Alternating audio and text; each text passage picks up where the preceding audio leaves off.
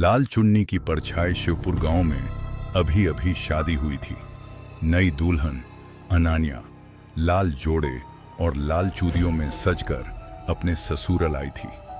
उसके चेहरे पर मुस्कान थी, पर आंखों में अनजाना सा डर भी छुपा हुआ था। गांव की औरतें उसे देखकर धीरे से बातें कर रही थी, जैसे इस घर के बारे में कोई पुराना राज हो जिसे कोई खुलकर बताना नहीं चाहता। रात को जब पूरा घर सो गया, तब अनान्या अपने कमरे में अकेली बैठी थी।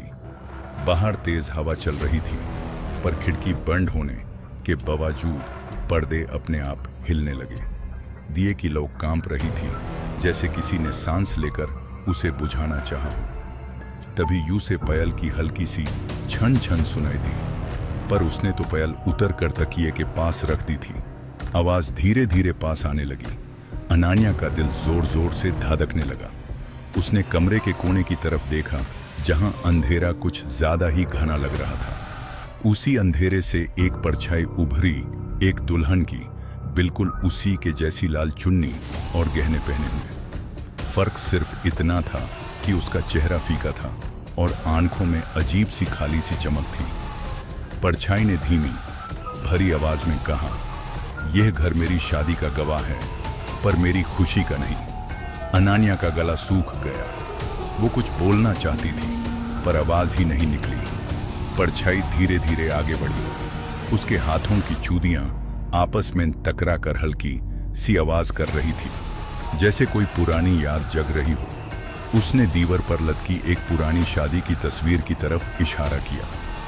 तस्वीर में एक दुल्हन मुस्कुरा रही थी, बिल्कुल अनन्या की तरह, पर उसकी आंखों में भी वही उदासी थी जो इस परछाई के चेहरे पर थी।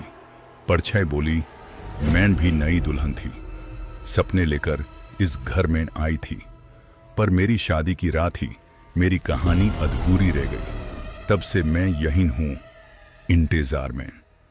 अनान्या को महसूस हुआ जैसे कमरा और ठंडा हो गया हो।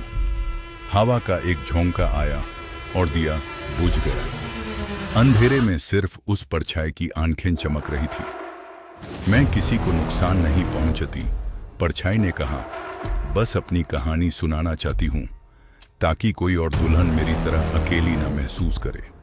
इतना कहकर परछाई धीरे धीरे हल्की होने लगी, जैसे धुआं हवा में घूल रहा हो। पायल की आवाज फिर से आई, पर इस बार दूर जाती हुई।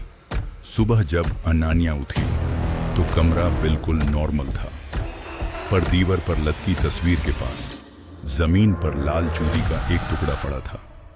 तब से अनान्या जान गई, ये हवेली सिर्फ ईंटों से नहीं बनी, बल्कि उन यादों से भी जो अपनी कहानी सुनाना चाहती है। और रात के सन्नाटे में अगर कभी पायल की आवाज सुने दे, तो समझ लेना लाल चुन्नी वाली दुल्हन अभी